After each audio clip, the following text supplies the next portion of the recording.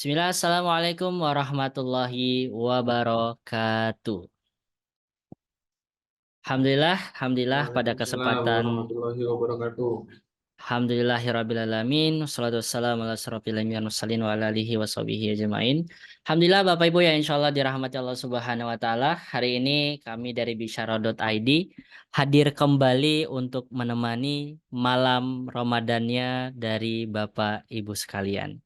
Alhamdulillah, artinya kita pada kesempatan malam hari ini benar-benar diberikan kesempatan oleh Allah Subhanahu wa Ta'ala untuk ya memperbanyak amalan-amalan di bulan Ramadan yang penuh berkah ini.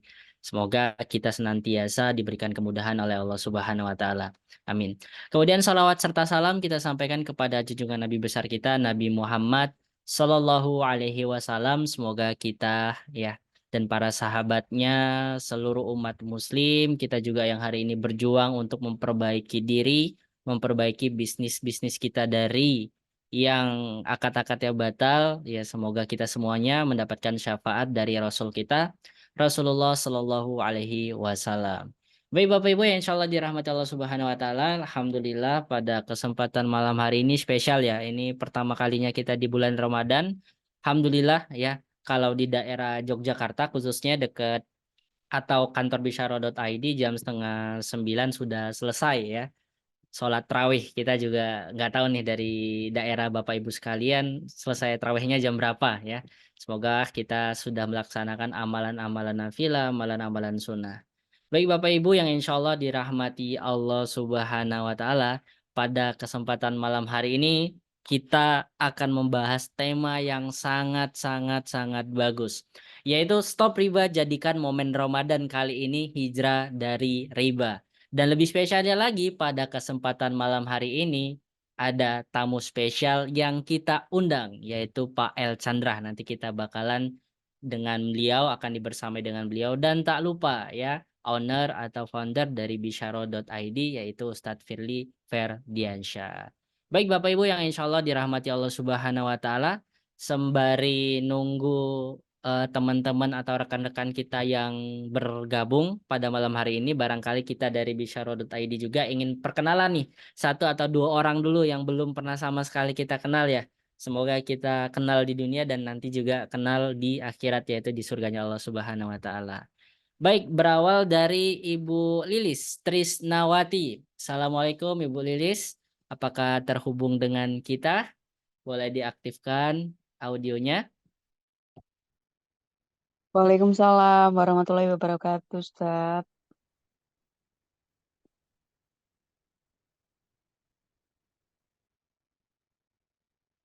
Belum masuk ya, Bu ya? Udah, Oh ya. udah. Ya, Oh ya. Oke, Bu Lilis asalnya dari mana, Ibu? saya dari Boyolali, Ustaz. Alhamdulillah Boyolali berarti sholat tarawih sudah selesai dari tadi, Bu ya. Ya, sampun. Alhamdulillah. Baik, Ibu Lilis, motivasinya untuk ikut kelas pada malam hari ini apa, Ibu? Ini pertama kali ya, Ibu Lilis ya? Ya, saya pertama kali lihat story dari rekan kami. Jadi, Masya Allah. kebetulan tertarik kami, Ustaz. Masya Allah, Masya Allah. Berarti Ibu selama ini berbisnis ya, Bu ya? Atau, Ya, Alhamdulillah. Bisnisnya apa, Ibu, kalau boleh tahu? kami di bidang penerbit dan percetakan. Masya Allah, baik. Oke Ibu, terkait dengan tema kita pada malam hari ini yaitu stop riba, jadikan momen Ramadan kali ini hijrah dari riba. Apa yang membuat Ibu hadir ya di kelas Zoom pada malam hari ini? Apa motivasinya? Ya, motivasi kami begini Ustaz, jadi banyak keluhan ya di kami karena bisnis selama ini yang kami kerjakan bertahun-tahun itu tidak lepas dari apa pinjaman. Nah, pinjaman di sini kami ibarat ingin segera menyelesaikan setiap waktu ke waktu ya. Tapi terkait dengan pengembangan bisnis kami yang lumayan sesuai dengan kebutuhan atau penambahan aset dan semua akomodir dengan biaya produksi yang kelihatannya kami mengharapkan harus menambah tapi bukan menyelesaikan lah. Kami itu kayak terjerat gitu loh Ustadz. Masya Jadi Allah. makin ke sini kok rasa-rasanya bukan menyelesaikan, tetapi bagaimana cara dan solusinya seandainya kami itu tawaran berpindah dengan model sistem yang tanpa riba. Sementara Hmm, yang saat ini kami itu di jalur yang seperti apa? Kendatinya kalau misalkan kita bermain di perbankan yang mudaratnya maaf, mungkin di perbankan yang syariah kayak gitu tuh, idealnya kita harus bagaimana sih untuk bisa lebih mendekatkan lagi, ataukah kita harus mungkin dalam waktu dekat ini kita melepas begitu, toh juga kayaknya butuh waktu juga. Nah, itu mohon dukungannya, kira-kira ada yang mungkin bisa saya pakai buat referensi kami, Ustadz. baik, baik, baik. Masya Allah. Baik, Ibu Lilis ya. Oke. Siap, insya Allah.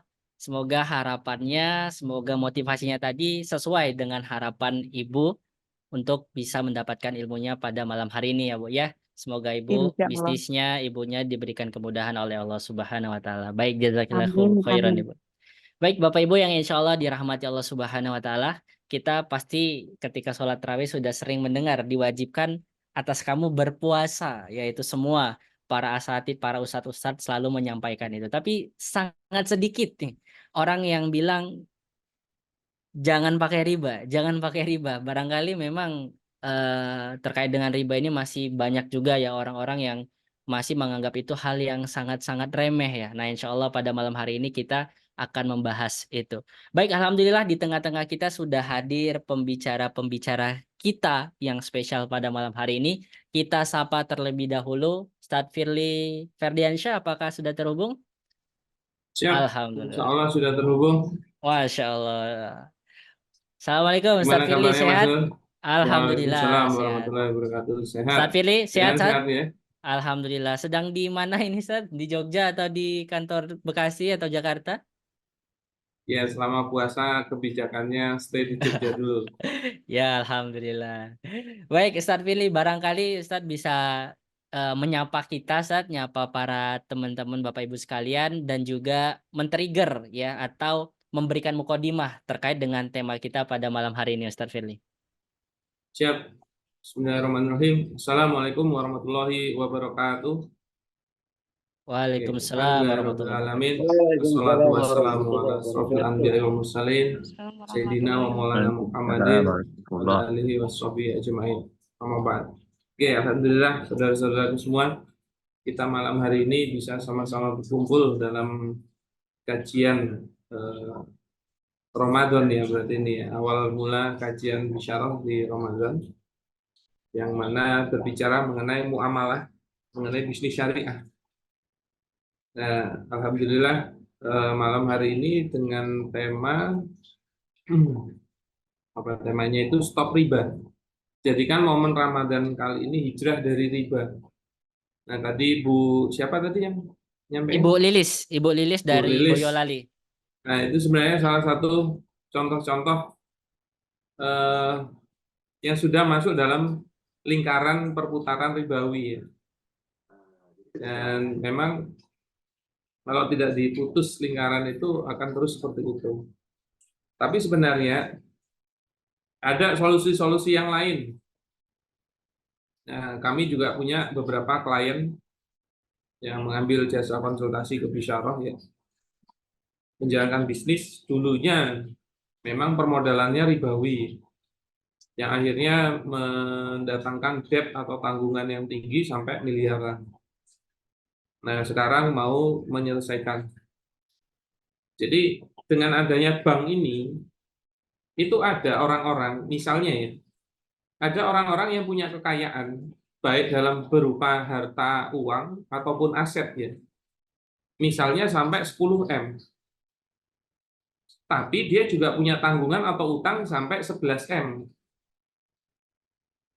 Nah, orang itu tahunya cuma dia punya kekayaan 10 M, padahal dia juga punya utang 11 M. Nah, perkara-perkara yang kayak gini ini banyak terjadi pasti karena hubungannya ada dengan perbankan ribawi itu. Nah, pertanyaannya, apakah orang yang seperti ini tuh kaya? Dia punya harta 10 M, tapi punya utang 11 M. Pertanyaan berikutnya, apakah orang seperti ini wajib zakat? Ya. Apakah dia malah bisa jadi penerima zakat? Waduh, kok enak men ya, duit 10 M kok penerima zakat. Nah, hal-hal kayak gini memang merusak perputaran perekonomian umat, gitu. Salah satunya yang karena ribawi itu.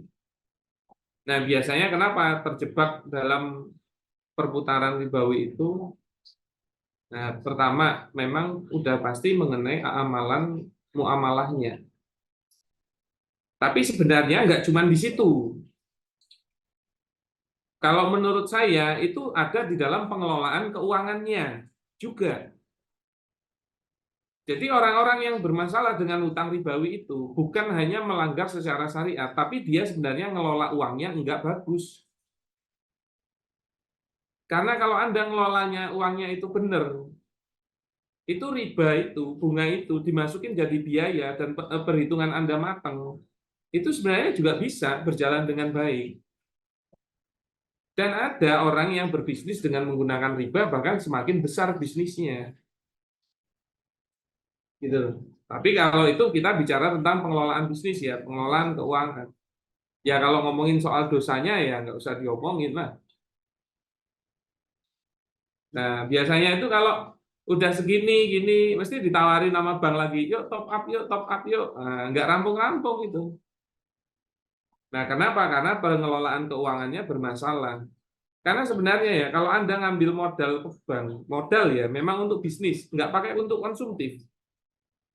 Itu sebenarnya Anda gunakan untuk perputaran dengan perhitungan yang matang, bisa nutup itu. Nah, cuman masalahnya kalau udah nerima uang segede itu, tangannya suka gatel. Pasti ada konsumtifnya.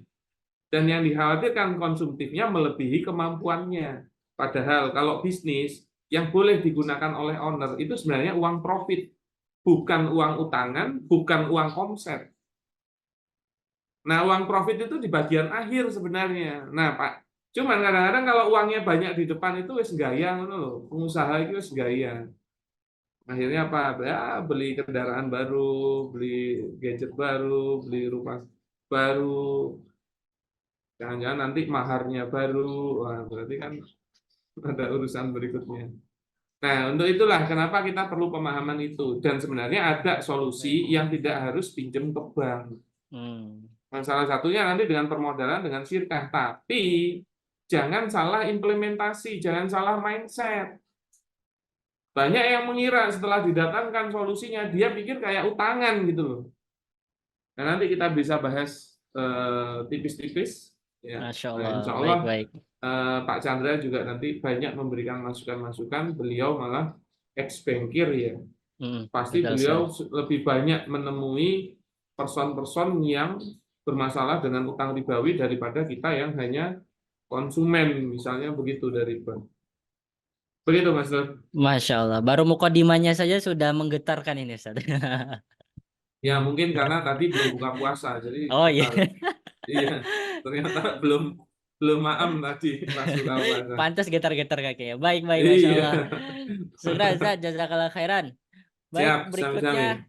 kita menyapa Pak El Chandra. Assalamualaikum Pak Chandra, apakah sudah terhubung? Alhamdulillah. Alhamdulillah. Waalaikumsalam warahmatullahi wabarakatuh. Sehat Pak El Chandra? Alhamdulillah Alhamdulillah, sehat. Masya Allah. Sudah buka puasa, jadi udah nggak bergetar. Alhamdulillah. Tapi gara-gara Ustadz Firly tadi menyampaikan jadi bergetar lagi nih Pak. Bisnis saya ini piye. Baik Pak Chandra, untuk mukodimah tema kita pada malam hari ini juga bisa menyapa dari Bapak Ibu sekalian Pak El Chandra. Kami persilahkan. Baik, terima kasih. Assalamualaikum warahmatullahi wabarakatuh. Para hadirin yang hadir pada acara pada malam hari ini.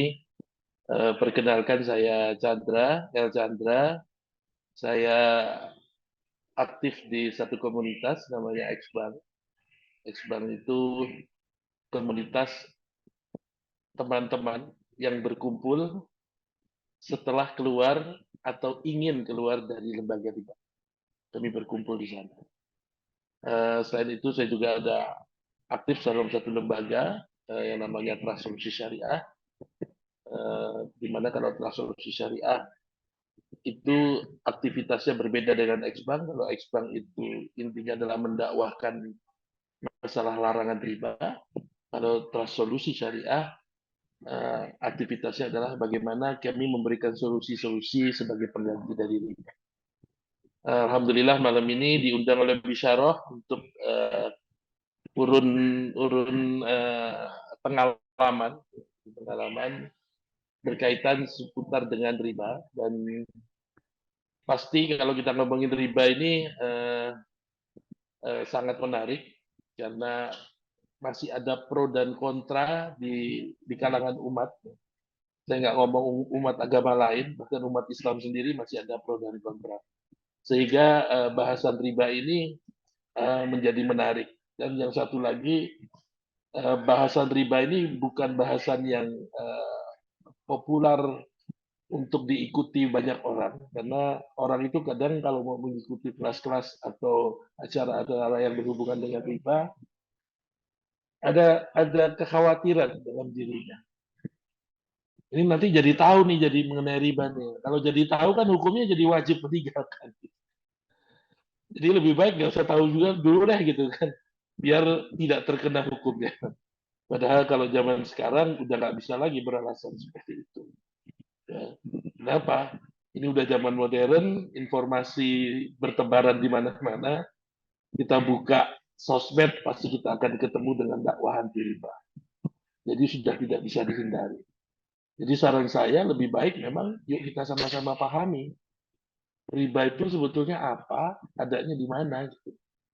Agar kita paham. Kalau kita tidak paham, itu menyebabkan kerancuan. Ya, oleh karena itu, mudah-mudahan malam hari ini, ya, sedikit banyak walaupun dengan waktu yang singkat kita bisa saling sharing, ya, bertukar pendapat dan pengalaman lah. Mudah-mudahan saya bisa memberi nilai tambah dalam acara malam ini. Gitu Ustadz dari saya. Terima Ya, kasih. baik. Jazakallah khairan Pak Chandra. Dengan waktu yang sedikit. Sepertinya ini sampai subuh ya, Ustadz Pilih ya. Sekalian sahur ya. Baik Bapak Ibu yang insya Allah dirahmati Allah Subhanahu wa Ta'ala, kami imbau buat Bapak Ibu sekalian yang punya pertanyaan, silahkan nanti langsung segera raise hand ya, akan kita pilih yang terlebih dahulu ya. Kami membuka pertanyaan nanti di sesi tanya jawab. Baik Bapak Ibu yang insya Allah dirahmati Allah Subhanahu wa Ta'ala, gimana? Siap ya untuk mendapatkan ilmu dan edukasi atau juga pengalaman dari Ustadz Firly dan Pak El Chandra pada malam hari ini? Siap ya? Jangan-jangan lagi Siap. pada terawih nih, Ustaz. Coba Di komen dulu di chatnya, chat komen dulu. ya. Siap nggak nih? Boleh. Siap, Pak Ibu Siap, Dala. Pak. Siap, alhamdulillah. Wah, langsung angkat tangan ini ya. Pak Erwin ada pertanyaan ya, Masya Allah. Pak Adi Imawan, Ibu Lilis, Pak R, siap, Masya Allah. Baik. Baik, sebelum kita mulai ya masuk ke sharing session kita pada malam hari ini untuk mendapatkan keberkahan, mari kita membaca basmalah terlebih dahulu. Bismillahirrahmanirrahim. Bismillahirrahmanirrahim. Baik, semoga malam hari ini kalau dengan Ustadz Firly biasanya kita tambah bingung. Semoga malam hari ini bingungnya benar-benar totalitas. Seperti puasanya pada hari ini. Baik, kita untuk sesi pertama langsung masuk ke Ustadz Firly yang untuk memaparkan dengan materinya beliau ya. Insya Allah waktunya kurang lebih 20 menit ya Ustadz ya terkait dengan sharing session pada malam hari ini. Kami persilakan Ustadz Firly. Tafadhol Mas. Oke, siap. Jadi sebenarnya malam hari ini tuh saya tidak terlalu banyak ingin menyampaikan materi karena ini forumnya diskusi, termasuk ingin mendengarkan banyak masukan dari Pak Chandra.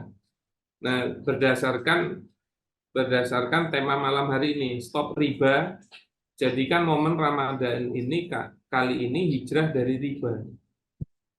Jadi gambarannya gini, insya Allah kalau kita puasa dan puasanya sah, Ya, itu pahalanya pahala wajib dan pahalanya pahala yang besar. Nah, yang cuman kita harus pahami juga, dosa ngeriba itu nggak kalah besar gitu. Ya, kalau di dalil-dalilnya, di hadis-hadisnya itu kan minimal seperti 36 kali berzina. Atau bahkan yang menurut saya tidak masuk akal, itu seperti berzina dengan ibunya sendiri. Yaitu udah nggak masuk akal lah. Itu padahal dosa yang paling ringannya. Ya, kalau pembahasan mengenai ribanya sudah beberapa kali pertemuan yang lalu sudah kita sampaikan. Nah, jangan sampai nanti bahwasannya ya kita nggak ngeriba saja, kemungkinan besar kita itu juga sudah punya banyak dosa gitu loh. Baik yang kita sadari maupun tidak kita sadari. Nah, puasanya pun belum tentu benar-benar fix gitu loh dalam bentuk pahalanya. Semisalnya iya pun, ini hanya akan kejar-kejaran antara pahala puasa dengan dosa riba. Yang mana kalau nanti berimbang, ya nggak ada dampaknya. Dan menurut saya itu kita ini banyak melakukan dosa gitu. Baik yang kita sengaja maupun tidak, baik yang kita pahami atau tidak, karena masih minimnya ilmu kita. Nah, di sini yang perlu kita pahami. Makanya, alhamdulillah kalau bisa sudah puasa dengan baik, sah, memenuhi rukun dan syaratnya, insya Allah berpahala besar. Tapi jangan digerus dengan adanya dosa riba gitu loh. Ya sebenarnya dengan dosa apapun ya, ini jadi pengingat saya pribadi dan mengajak atau memotivasi Anda semua. Nah, termasuk jangan digerus dengan dengan dosa riba. Akhirnya kan zong gitu loh. Padahal inginnya kita menambah amalan soleh yang akan menambah pundi-pundi pahala kita dan juga berusaha untuk memasukkan kita ke surganya Allah. Nah, sebenarnya riba ini tidak hanya terjadi di bank, itu juga harus dipahami. Di transaksi-transaksi biasa pun itu bisa terjadi. Saya kasih contoh. Ya, misalnya saya beli, misalnya Mas Nur punya warung. Terus saya beli ke warungnya Mas Nur. Nah, beli barang harganya 10.000. Nah, habis itu saya bayar dengan uang 50.000. Berarti kan harusnya ada kembali nih ke saya 40.000 kan. Tapi ternyata Mas Nur tidak siap dengan uang recehan untuk kembalian. Nah, karena nggak bisa ngembaliin, maka Mas Nur pindah ke warungnya, misalnya di sini ada Pak Rusli dari Bogor. Pak Nur ke sebelahnya, ke warungnya Pak Rusli. Terus Mas Nur bilang, Pak Rusli, saya tuker dong 50.000 ini buat nyusui, buat ngasih kembalian pembeli saya. Oh iya, ya boleh, boleh. Pak Rusli bilang gitu. Terus Pak Rusli nyari-nyari. Wah, kalau 50 nggak ada ya, adanya 40.000. Nah, Mas Nur bilang, udah 40.000 aja nggak apa-apa. Wong saya cuma butuh untuk nyusui 40.000 ke pembeli saya, yaitu saya. Nah, ternyata akhirnya 50.000-nya diberikan kepada Pak Rusli, tapi Mas Nur bawanya 40.000. Maka telah terjadi pertukaran antara 50 dengan 40. Dan ini tidak boleh menjadi riba 10.000. Padahal cuma tukar-tukaran uang loh. Nah, akhirnya kalau 40.000 itu dipegang sama Mas Nur dan dibawa untuk nyusui saya, berarti telah terjadi pertukaran 50.000 dengan 40.000 dan ini terjadi riba 10.000. Tuh, baru urusan warung ke warung aja bisa seperti itu. Makanya Mas Nur gimana? Dipikir-pikir kalau mau buka warung. Nah, solusinya gimana dengan apabila terjadi hal tersebut? Solusinya adalah 50.000-nya jangan diberikan. Maka tidak terjadi pertukaran, yang ada utang 40 kepada Pak Rusli. Nah, itu boleh, jangan 50-nya juga dikasihkan, karena kalau 50-nya dikasih terjadi pertukaran. Iya kan? Nah, akhirnya telah terjadi riba 10.000. Nah, kalau mau utang saja 450.000 baru dipakai untuk bayar. Tapi nanti ngembaliinnya ya hanya 40.000, tidak boleh ditambahi lagi. Misalnya akhirnya Mas Nur, ini Pak 40.000-nya pinjaman tadi, makasih ya udah minjemin tak tambahin 5.000. Nah, itu terjadi riba 5.000. Gitu loh. Nah, itu untuk urusan cuman tukar-tukaran uang itu. Termasuk ya ini mau dekat Lebaran nanti kan. Alhamdulillah 28 hari lagi Lebaran. Nah itu hati-hati tuh. Suka banyak di dekat bank, terutama bank BI ya, itu jasa penukaran uang. Hati-hati itu ribawi itu. Makanya saya kalau di materi saya tentang jasa penukaran uang itu, saya sampai menyampaikan bahwasannya bahkan riba aja sudah di pinggir-pinggir jalan gitu loh. Ting telecek yang pinggir jalan gitu loh. Ya riba. Ini mohon maaf ya. Kalau ada banyak orang, terus berzina di pinggir jalan, mesti jenengan angkat bicara itu. Tapi kalau ternyata banyak orang ngeriba di pinggir jalan, Anda diem aja, padahal itu dosanya lebih besar daripada berzina gitu. Nah itu kan nggak wajar.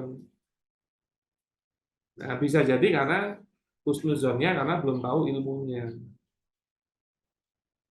Nah tapi disinilah peranan negara itu harusnya ada. Tapi sekali lagi, ternyata negara kita lah yang mewajibkan adanya riba, bagaimana itu. Ingat ya, kalau riba di Indonesia, hukumnya bukan haram, tapi wajib. Taunya dari mana? Kalau Anda nabung ke bank, dan banknya nggak ngasih bunga, banknya ditutup. Maka menjadi wajib riba itu diberikan. Nah, disinilah kenapa kita harus paham. Kenapa kok kondisi itu seperti ini. Karena juga ada sistem yang mempengaruhi. Ya, itu gambaran awalnya, Mas Nur. Baik, Masya Allah. Jadi bagaimana tadi Sapili menganalogikan ya sebentar lagi apalagi bulan menjelang Ramadan tentu banyak sekali uang-uang baru ya. Nah, insya Allah itu hati-hati ya bagi Bapak Ibu sekalian. Baik, langsung kita ke Pak El Chandra. Nah, ini juga tak kalah menarik ya. Kami persilakan Pak El Chandra untuk memberikan edukasi dan story-storynya. Baik, Bismillahirrahmanirrahim. Kalau kita bicara mengenai riba, ada sesuatu yang unik. Kenapa saya bilang unik? Karena kalau saya mengasumsikan, mungkin 90% umat Islam itu sebetulnya sudah paham tentang larangan riba. Ya, sudah paham, sudah tahu bahwa ada larangan riba itu sudah. Namun terus terang, memang meresponnya bisa bermacam-macam. Ada yang masih meresponnya biasa saja, ada yang meresponnya bahkan dianggap itu manfaat. Ya. Bahwa riba itu manfaat. Ya. Nah, ada juga yang meresponnya sudah meninggalkan. Tapi secara keseluruhan, ya 85-90% lah mereka sebetulnya sudah tahu. Apalagi kalau ditanya sama orang bank. Kalau orang bank, saya mungkin 95% sudah tahu bahwa pekerjaannya itu ada ribanya. Ya. Jadi sekarang kalau kita sudah tahu bahwa itu ada larangan, ini uniknya. Meninggalkannya sulit sekali. Kita itu disuruh meninggalkan larangan. Itu sulit sekali. Itu kalau kita bicara riba. Tapi berbeda kalau kita bicara puasa. Puasa itu terlihatnya seperti perintah. Perintah berpuasa. Tapi di balik perintah berpuasa, itu ada larangan. Selama berpuasa kita dilarang untuk makan dan minum. Ya. Kalau yang suami istri dilarang melakukan hubungan suami istri selama berpuasa. Jadi puasa itu selain perintah, di baliknya itu ada larangan. Dan coba kita perhatikan larangan yang terjadi saat puasa. Larangan yang terjadi saat puasa itu sebetulnya larangan yang halal. Makan itu halal. minum itu halal. Ya, berhubungan suami istri untuk pasangan suami istri itu halal. Tapi di bulan puasa itu dilarang. Dan coba lihat responnya orang Islam terhadap puasa. Banyak yang patuh. Orang Islam itu kalau puasa banyak yang taat, banyak yang patuh. Padahal di dalamnya ada larangan. Larangan terhadap sesuatu yang halal. Waktu dilarang terhadap sesuatu yang halal, mereka bisa mematuhi loh orang Islam. Ya contohnya puasa.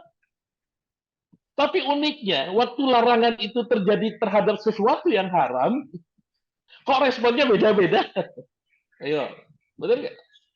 Riba itu udah jelas haram, nggak ada halal-halalnya itu. Mau kapanpun, jelas larangan yang haram. Tapi kita responnya beda. Puasa itu, bahkan yang dilarang itu yang halal. Dan kita bisa patuhi itu. Jadi apa problem kita ini? Problem kita itu tidak konsisten sebetulnya terhadap merespon syariat. Banyak nggak orang Islam yang bilang bahwa riba itu bermanfaat? Kalau sekarang saya punya bisnis tanpa punya hutang riba, gimana bisnisnya mau maju?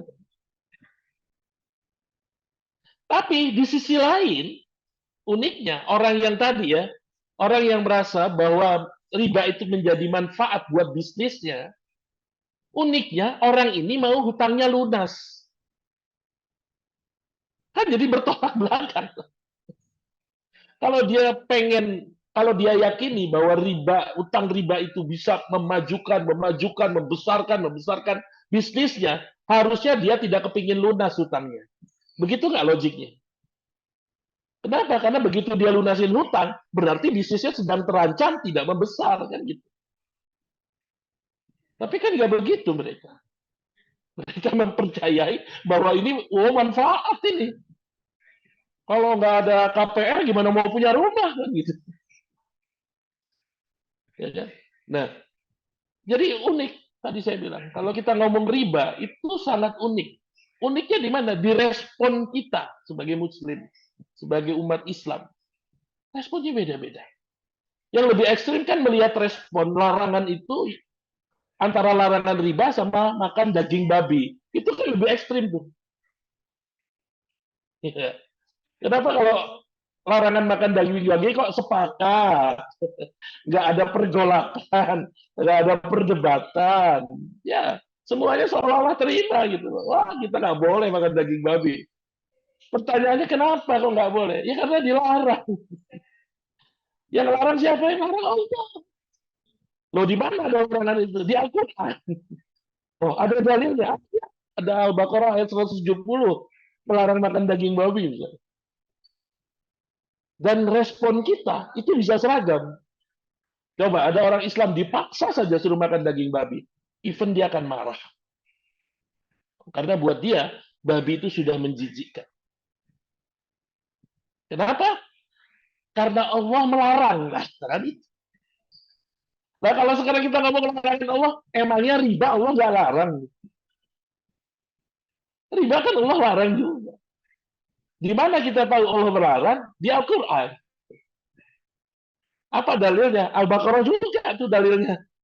Tuh ayatnya 275 tuh. Jadi riba itu dilarang. Yang larang sama yang larang daging babi, yaitu Allah. Ditulis di kitab yang sama, yaitu Al-Quran. Suratnya bahkan sama, sama-sama Al-Baqarah. Cuma beda ayat saja. Tapi kenapa kok respon kita berbeda? Kalau daging babi seolah-olah ada sepakat sebenarnya. Dah, nggak usah perdebatan. Tapi kalau riba, sampai detik ini, kita masih berdebat.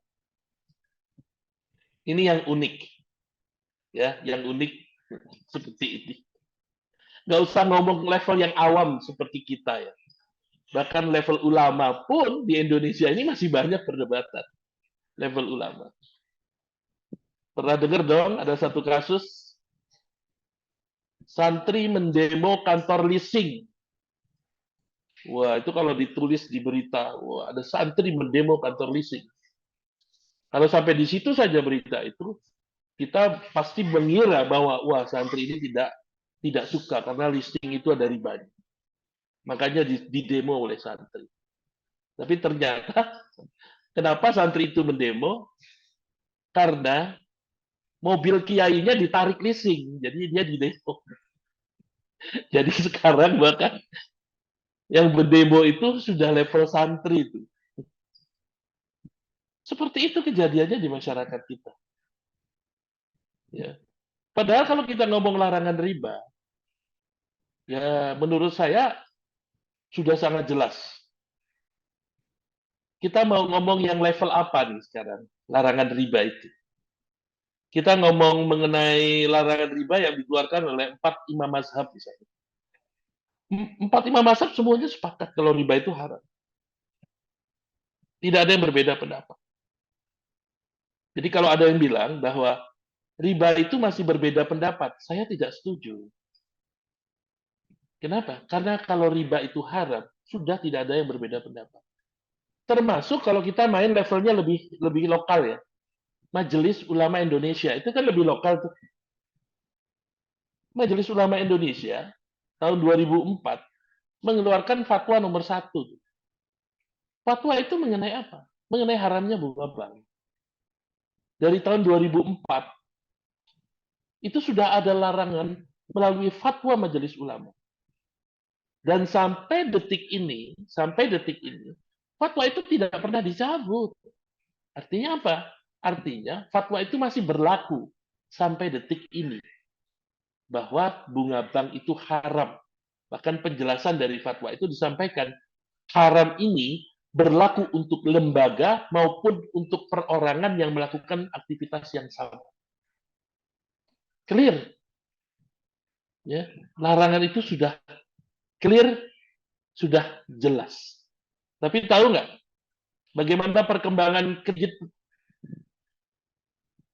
terutama kredit perbankan, dari semenjak difatwakannya larangan riba atau haramnya bunga bank sampai dengan sekarang, jadi tahun 2004 sampai tahun 2024, selama 20 tahun, maka portfolio kredit bank naik 8 kali lipat. Jadi setelah keluar fatwa, harusnya kan orang semakin sadar, semakin turun dong portfolio itu. Tapi ternyata semakin naik 8 kali lipat portfolio untuk selama 20 tahun. Artinya apa? Memang bisa jadi ya sebagian orang Islam itu sudah tidak peduli lagi tuh. Padahal kalau kita ngomong dosanya, kita ngomong ancamannya, itu nggak main-main. Karena salah satu dosa besar. Itu nggak main-main. Nah, karena itu kalau kita ngomong riba, selalu unik. Uniknya bagaimana respon kita akan berbeda. Kalau kita ngomong hutang sekarang, dalam syariat, hutang itu diperbolehkan, pinjaman itu diperbolehkan. Ya, pinjam meminjam itu diperbolehkan. Bahkan sebagian ulama memasukkannya kategorinya sunnah. Ya. Jadi jangan salah, yang dilarang oleh agama kita itu ribanya. Tapi kalau hutangnya atau pinjamannya boleh. Selama mengikuti aturan dari akad yang bersangkutan. Pinjam meminjam, akadnya adalah qard. Qard punya rukun, punya syarat, dan punya konsekuensi.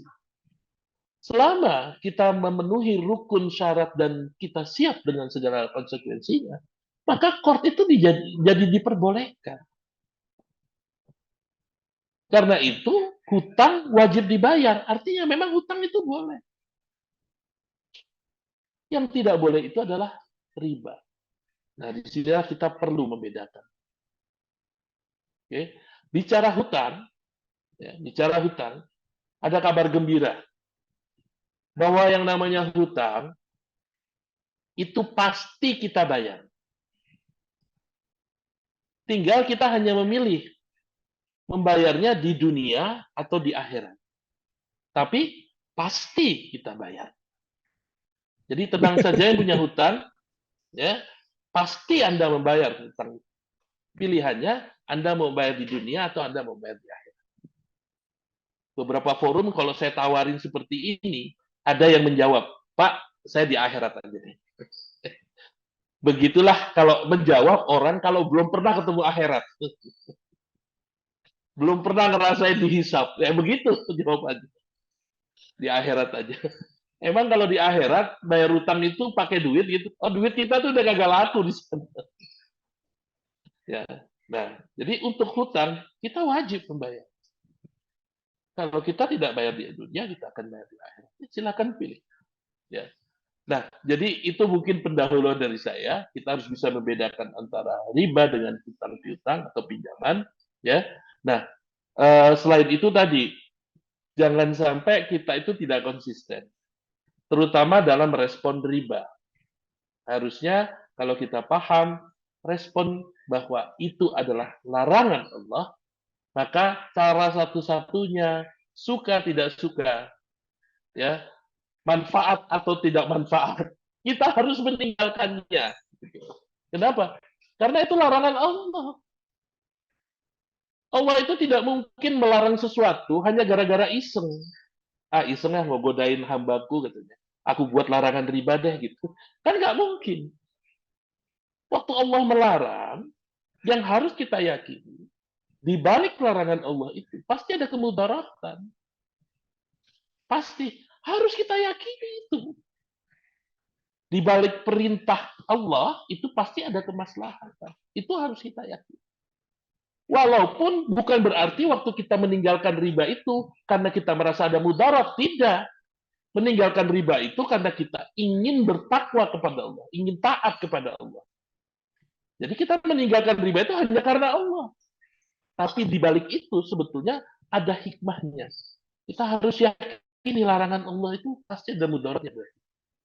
Cuma problemnya di umat sekarang sudah ada yang mulai merasakan dapat mudaratnya, ya sudah ada juga yang belum merasakan dapat mudaratnya. Kalau ibu yang dari Boyolali tadi, mungkin sudah mulai merasakan ada mudaratnya. Utangnya nambah-nambah kok jadi berat ya. Mulai ada yang komen bahwa, repot kalau punya utang bank. Kenapa? Kita tuh seolah-olah cuma bekerja hanya untuk bank gitu kan. Ya dari dulu juga begitu lagi. Kenapa Waktu baru pada awal sadar? nggak begitu ya. Waktu awal mikirnya nggak begitu ya. Nggak begitu gitu kan. Ya. Nah, ini yang kadang membuat kita tuh rancu sendiri gitu kan. Karena apa ya? Bukan pemahaman, persepsi yang tidak disertai dengan pemahaman. Akhirnya jadi salah. Ya. Itu saya rasa Mas Nur yang bisa saya sampaikan di awal ini. Monggo, silakan dilanjutkan. Masya Allah, jazakallah khairan Pak Chandra, Masya Allah luar biasa ya. Materinya, sharingnya yang sangat luar biasa. Tadi ada kata-kata menarik ya. Bayar utang itu pasti harus dibayar ya. Kalau nggak di dunia, di akhirat. Sama juga dengan riba. Riba itu mau diselesaikan di dunia atau di akhirat gitu ya Pak Chandra ya. Ngeri nih. Silap sedikit aja nanti urusannya di akhirat ya. Baik Bapak Ibu yang insya Allah dirahmati Allah Subhanahu wa Ta'ala, tadi kita sudah mendengarkan edukasi pemaparan cerita juga ya dari Start Fili dan juga Pak El Chandra bagaimana bahayanya riba itu ya. Tapi tadi tenang saja, ternyata nggak mutlak Allah ngelarang kita riba tapi nggak ada solusinya. Tadi Start Fili juga sudah menyampaikan, Pak Chandra juga sudah menyampaikan, ya tadi bisa dengan utang dan lain sebagainya, atau akad pinjam dan lain sebagainya. Maka tinggal kita aja nih, mau benar-benar mempelajari itu atau tidak. Baik Bapak Ibu yang insya Allah dirahmati Allah Subhanahu wa Ta'ala, kita masuk ke sesi tanya jawab. Jadi silahkan untuk raise hand ya, atau juga melalui via chat juga kami perbolehkan ya, insya Allah kami persilahkan untuk Bapak Ibu sekalian yang ingin bertanya kepada Ustadz Firly ataupun juga ke Pak Chandra. Tapi sebelum kita masuk ke sharing tanya jawab, kami ada beberapa sedikit informasi ya untuk menyelesaikan problematika kita pada malam hari ini terkait dengan riba. Terus kalau kita bisnisnya nggak pakai riba, gimana caranya? Nah, insya Allah dari bisyara.id akan memberikan solusinya kepada Bapak Ibu sekalian. Ya, jadi insya Allah kita dari bisyaro.id akan memberikan edukasi seputar solusi penyelesaian utang riba dan permodalan tanpa riba. Ya, jadi kalau misalnya kita benar-benar serius nih ingin meninggalkan riba dan tahu ya solusinya ada sirka, ada akad pinjamnya, gimana caranya? Kesempatan atau kelas ini benar-benar tepat untuk Bapak Ibu sekalian ikuti. Dan insya Allah akan dibersamai oleh Ustadz Firly Ferdiansyah dan juga Pak El Chandra ya. Tadi kita juga sudah mendapat ya sedikit informasi tentang Pak El Chandra bagaimana beliau 15 tahun ya kurang lebih berada di bank konvensional. Nah, kelas ini cocok buat kita yang saat ini masih terjerat riba, bingung gimana cara ingin menyelesaikannya, atau yang pengen bisnis dengan cara tidak menggunakan riba, gimana caranya. Insya Allah ini kelas cocok banget buat Bapak Ibu sekalian. Ya, insya Allah kalau kita lihat dari Pak El Chandra, beliau adalah Ketua Ex-Bank Indonesia, kemudian General Manager Trust Solusi Syariah, dan juga mantan pegawai lembaga keuangan konvensional selama 20 tahun. Ya, tadi saya sebutnya 15 ya, ternyata sudah 20 tahun. Jadi sudah berapa banyak Pak El Chandra bermain dengan riba, Pak? 20 tahun ya. Tapi alhamdulillah alhamdulillah Allah berikan jalan yang terbaik ya, benar-benar paham tentang Alhamdulillah. riba itu sendiri. Kemudian Assalamualaikum, ada Ustaz. ya, sebentar Pak ya, kita sedikit informasi.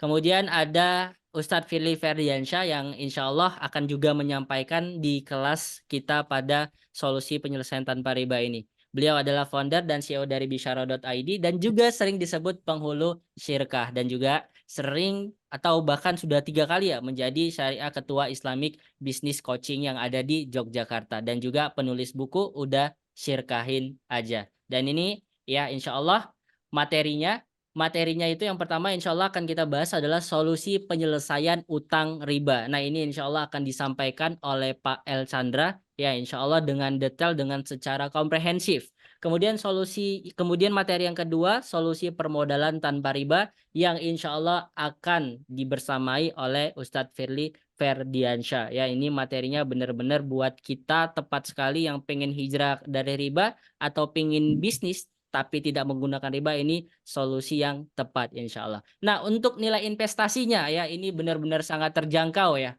Yang awalnya 1 juta berubah jadi 500.000, kemudian kemarin ada early bird jadi 400.000 tapi ini udah lewat tanggal 20 Februari maka masuk ke angka 500.000 rupiah. Tapi buat Bapak Ibu sekalian pada malam hari ini yang mengikuti acara kita pada malam hari ini silakan screenshot kemudian hubungi admin bisyaro.id untuk mendapatkan harga spesial sebesar 400.000 rupiah. Kemudian mendapatkan benefit juga ternyata ya.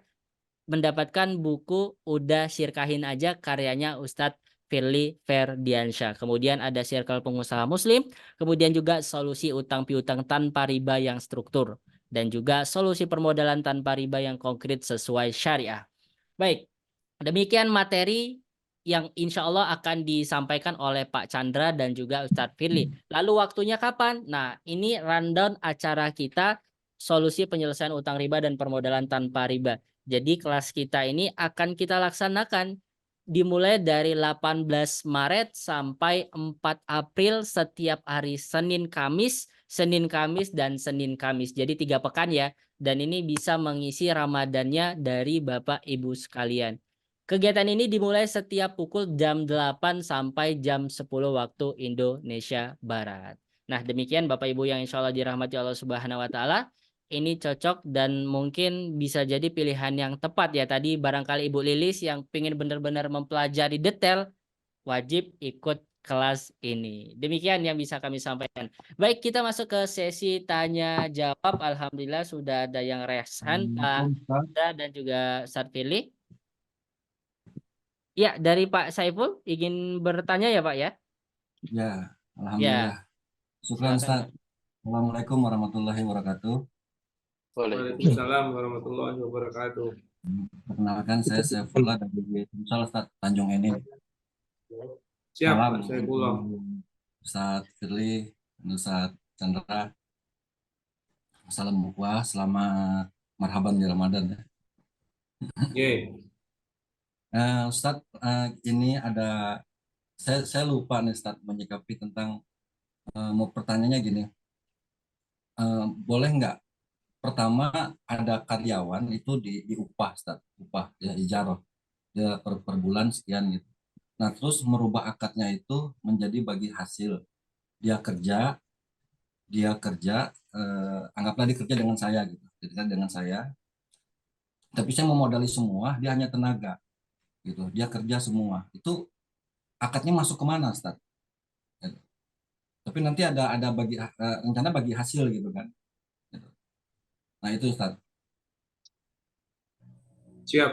Nah, realnya akadnya kemana masuknya, Ustaz? Ya, baik. Barangkali dijawab ke Sartili ya, Sat ya. Oke, boleh. Jadi kalau akadnya ijarah memang menjadi pegawai. Nah, Ya, pegawai itu harusnya jam kerjanya jelas, job desk-nya jelas, tapi dia bukan pengelola. Maka bukan dia ya, yang bertanggung jawab terhadap bisnisnya. Bedanya di situ. Karena dia ya, bukan business owner. Oke, makanya kalau pegawai dapatnya gaji dan nilainya harus fix, tidak bisa mengikuti kondisional perusahaan. Mau perusahaan untung ataupun rugi, dia harus dibayarkan gajinya. Nah, kemudian apabila mau diubah menjadi pengelola untuk agar bisa memberikan bagi hasil, boleh, tapi harus merubah akadnya dari ya, yang tadinya akad ijarah menjadi akad syirkah. Misalnya ya, jenengan yang menjadi pemodalnya dan pegawai tadi sekarang jadi pengelolanya, maka terjadilah akad syirkah mudharabah. mm, Itu boleh. Dan kalau dia jadi pengelola syirkahnya, berarti dia sudah bukan pegawai lagi. Dan dia masuk dalam kepemilikan bisnisnya menjadi business owner, maka dia berhak atas keuntungan yang dibagi hasil. Cuman karena dia sudah jadi business owner, nggak boleh digaji. ya, Nah, Pak Saifullah keinginannya seperti apa? Karena kalau dia sudah jadi pengelola, dia termasuk business owner, maka dia tidak digaji, dia dapatnya bagi hasil. Masalahnya ya, kalau bagi hasil tidak bisa fix berapa nilainya. Nah, apakah dia juga berkenan dengan kondisional seperti itu? Nah, kalau ya, Ustaz. berkenan silakan disepakati. Ya memang kan Sirkah itu melebur ya, Ustaz ya. Ya kan melebur, dia murni Oke. jadi pengelola. Nah, di sini tuh dia pengelola, eh, murni pemodal dan pengelola. Cuman untuk bagi hasilnya itu rencananya itu dari misalnya nih, anggaplah kita buka usaha sate lah gitu kan. Gitu, atau mie ayam, nah, itu atau bakso gitu. Nah, itu modal pertama kan sudah terlihat tuh, Tat, modal pertama gitu. Nah, cuman yang saya hitung itu dari modal pembelian materi ininya, Tat, bahan bakunya aja gitu kan. Gitu. Jadi dia kerja, nanti ketika misalnya modal hari ini 500.000, sampai sore dapat misalnya 1 juta. Nah, itu diambil, itu boleh nggak, Tat? Sirkanya begitu, Tat? Itu masuk ke sirka apa ya? Ya, sebenarnya kalau yang namanya sirkah memang memberikannya bagi hasil. Ya, Nah, kapan bagi hasilnya? Itu kesepakatan. Kalau tipikalnya memang mau diambil harian, berarti bagi hasilnya harian begitu. ya. Ya, Kan boleh kalau saja selama posisinya di neraca dia sudah positif. Bahwasanya ya, ya, melebihi nilai modal. ya betul, Ustaz. Nah, yang kalau itu Ya, berarti gitu. itu disepakati tutup bukunya harian. Walaupun ya sebenarnya kayaknya kurang wajar ya. Biasanya itu bulanan gitu loh minimal. Ya mungkin Bulanan, bisa dibulankan nanti akadnya, Tat. Bisa dibulankan gitu. Nah, ya berarti tutup bukunya bulanan. Berarti ya. pemberian bagi hasilnya bulanan. Nah, ngambil ngambil persentasenya tadi, Begitu. Tat, yang sirkah yang pernah di jalan hari ini kan kalau belum ada profit, plusnya itu kan belum bisa dibagi, Tat, gitu kan. Nah, itu. Ya, ya berarti pengelola nggak dapat apa-apa. Kalau berapa Hmm. bagi hasilnya itu kesepakatan. Kan kalau Hmm. kaidahnya kan al-wadi'atu alal mal wariku ala mastaqalahu alai. Kerugian berdasarkan modal, tapi kalau keuntungan berdasarkan kesepakatan. Nah, silahkan jenengan dengan pengelola mau menyepakati berapa persen bagi hasilnya. Nah, Hmm. tapi pengelolanya tidak digaji. Kenapa? Karena dia business owner. Ya, Nggak ya, ada ya. bisnis owner yang kepikiran gajian tuh nggak ada. Apa yang Hmm. jenengan misalnya saya besok mau buat warung bakso biar dapat gaji. Nggak gitu kan, karena bisnis owner yang dituju keuntungan. Hmm. Begitu. Itu dengan jangka waktu Nah, juga ya, Ustaz, ya? masalahnya kenapa? Dengan jangka waktu juga tetap ditentukan kan? Gimana? Tetap Ya dengan ada jangka silakan. waktu. Ya. Ya, jadi kalau kalau sirkah itu kan akdun mustamirun ya, akad yang berjalan terus selama tidak diputus. Ya. Begitu loh. Nah, Anda mau ada jangka sirkah boleh, nggak ada jangka sirkah boleh. Tapi dia juga termasuk termasuk akdun jaisun, akad yang bisa diputus di tengah. Jadi kalau nanti jenengan mau minta putus boleh, dia juga minta putus boleh, tanpa harus kesepakatan kedua belah pihak. Hmm. Begitu. Ya. Terima kasih, Nah, Ustaz. idealnya memang memahami dasar teorinya dulu. Tapi Pak Saifullah kan udah pernah ikut di Muara Enim. Pernah, Jadi Ustaz. memang tinggal Alhamdulillah. penguatan lagi sih. Ya, ya. Siap. Begitu Pak Saifullah. Ya, jazakallah khair, Baik, Ustaz. jazakallah Oke, khairan siap, Pak Afwan. Saiful. Tadi kayaknya Pak Muhammad Erwin udah lama itu raise hand itu. Diberi Kasihan kesempatan dulu tangan. untuk bertanya. Moga-moga Iya. silakan Pak Erwin. Masya Allah, maaf Pak. Assalamualaikum warahmatullahi wabarakatuh. Waalaikumsalam Waalaikumsalam warahmatullahi warahmatullahi wabarakatuh. wabarakatuh. Waalaikumsalam. Salam kenal Pak Al Chandra dengan Ustadz Firly. Saya Muhammad Oke, Erwin dari sama-sama. Pekanbaru, Dari mana? bekas dari Pekanbaru Riau, Oh, Pekanbaru. bekas dari orang bank juga, 2 bank Oh, sebelumnya, ex-bank. ya ex-bank. 5 tahun sebelumnya di konvensional terbaca Al-Baqarah 278 279 langsung keluar masuk ke bank syariah pertama di Indonesia. 16,5 tahun di situ dapat tarbiyah, hijrah juga keluar dari bank pertama murni syariah itu. Kemudian di tengah perjalanan Karena keluar tadi membuat usaha, ya semuanya karena Allah Ustadz ya. Jadi kemudian bikin usaha pendidikan. Di usaha pendidikan, di pendidikan Islam, kemudian sambil di usaha pendidikan karena notabene kita ya dapat penawaran juga untuk jadi komisioner di Basnas. Saya jalanin juga di situ sambil sebagai dosen Fakultas Syariah dan Ilmu Hukum di UIN. Cuman sebelum itu karena memang ada bank syariah itu tadi memang luar biasa menawar-nawarkannya, hingga akhirnya kita membeli lahan tambahan untuk sekolah itu. Kita membeli murabahah lah. Walhasil juga kita terpaut dengan bank syariah itu. Kemudian ini memang sudah dekat-dekat akhir ya, mudah-mudahan kalau Ramadan tahun depan insya Allah udah nggak ini ya, terbebas dari hutang piutang mudah-mudahan. Kalau bisa memang saya udah niatkan juga untuk menjual aset biar terbebas yang namanya hutang kan. Karena dapat juga tarbiyah bahwa yang namanya bank syariah juga ya masih tanda petik juga, karena saya juga menabung itu dengan konsep wadiah. Tidak ada penambahan karena menjaga supaya tidak terkontaminasi dari usaha perbankan syariah itu. Tapi memang pinjam meminjam tadi itu yang murabah tadi itu memang sudah lampau gitu. Cuman di ujung-ujungnya seperti ini, ikhtiar saya untuk menjual aset untuk nutupnya. Seperti itu. Jadi notabene memang kendala kita ini di Indonesia ini seperti kata Ustadz El Chandra tadi, harusnya negara yang memfasilitasi kita dan memang negara juga memberikan solusi yang terbaik untuk masyarakat Indonesia gitu. Tapi notabene seperti kita ketahui, bank pun banyak yang notabene adik-adik yang saya ibaratnya yang saya tablik kemarin itu ibaratnya mereka itu udah banyak, biarlah saya bang jualan bakso daripada saya harus bekerja di bank konvensional.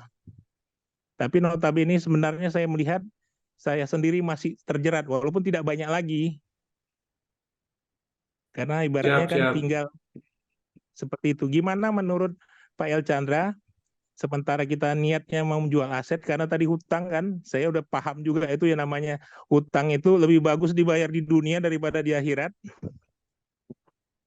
Susah nanti perhitungannya. Tapi Iya. apapun itu memang karena qadarullah kan kita nggak tahu juga. Karena udah saya nawar-tawarin aset itu, kalau aset itu bisa dapat clear karena memang tidak begitu banyak lagi. Tidak sampai ya di bawah setengah jauh lah, di bawah setengah, di bawah mungkin 200 gitulah. Jadi seperti itu Ustadz. Jadi saran nanti dari Ustadz El Chandra, mungkin kalau Ustadz Firly tadi, kalau misalnya mengenai sisi syariahnya, saya sangat tertarik juga. Cuman memang waktunya di bulan Ramadan ini kita mungkin bisa diatur ulang lah. Kadang sebentar kita juga mengajar saja, saya arahkan untuk Zoom daripada menghabiskan tenaga untuk di kampus seperti itu gitu. Gitu Ustadz. Mohon Siap. pencerahannya.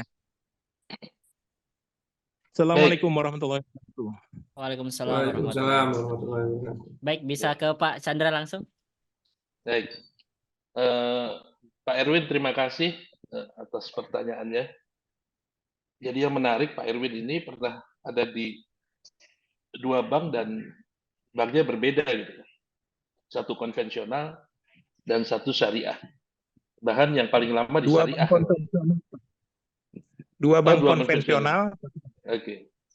Ya. Maksudnya dua bank yang berbeda itu tadi, yang satu konvensional, yang satu syariah. Jenis banknya. Jenis bank. Nah, terus setelah keluar dari bank syariah, berhubungan juga dengan bank syariah dalam konteks murabahah tadi. Lalu sekarang kepingin lepas dari murabahahnya gitu. Ini sebetulnya banyak pertanyaan ini Pak Erwin ini. Pertama, dulu waktu kerja di bank syariah 16 tahun, terus memutuskan keluar itu, apakah ada alasan tertentu gitu? Sampai terus memutuskan keluar. Padahal sudah di bank syariah kan. Gitu. Yang kedua adalah tadi, sudah berhubungan dengan bank syariah, tapi juga ingin segera melunasi. Nah, ini pertimbangannya apa? Apakah hanya masalah pertimbangan, lebih cepatlah biar selesai, atau ada pertimbangan lain selama berhubungan murabahah dengan bank syariah? Ya, itu kan juga menarik untuk saya ketahui sebetulnya. Ya, nah kalau kita ngomong, Bisa oke, monggo, kalau mau dijawab monggo.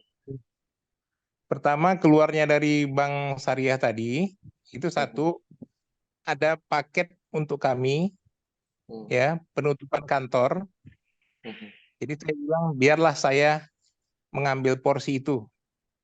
Pensiun dini ya? Pensiun dini. Jadi dua kali pensiun saya di bank yang pertama tadi sama bank konvensional itu juga dapat pensiun juga Ustadz. Wah, berarti uangnya banyak dong ya?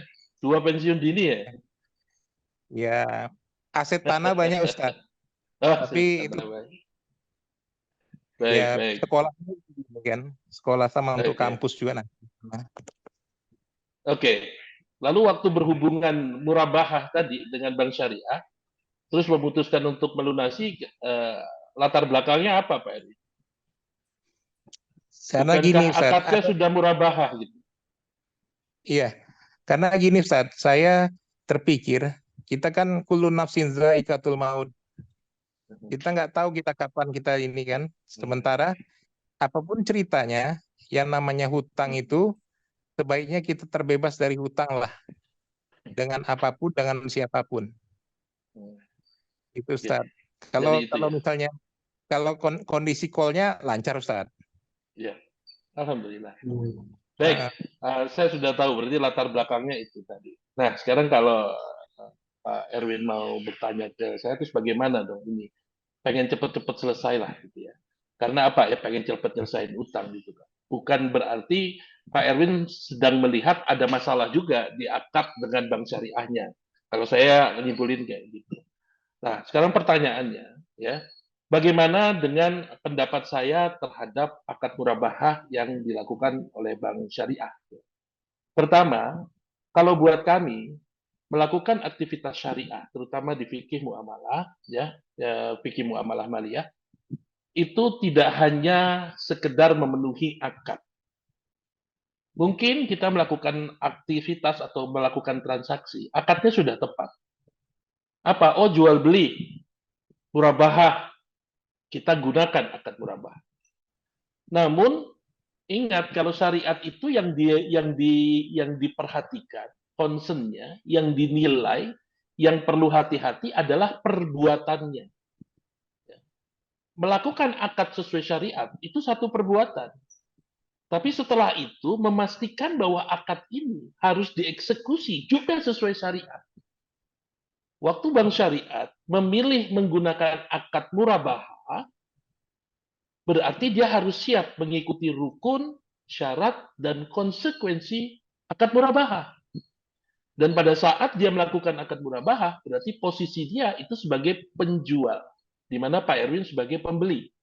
Nah, kita melihat syariah itu harus dari ujung ke ujung, tidak hanya oh akadnya murabahah kok Pak, gitu. Nggak cukup hanya seperti itu.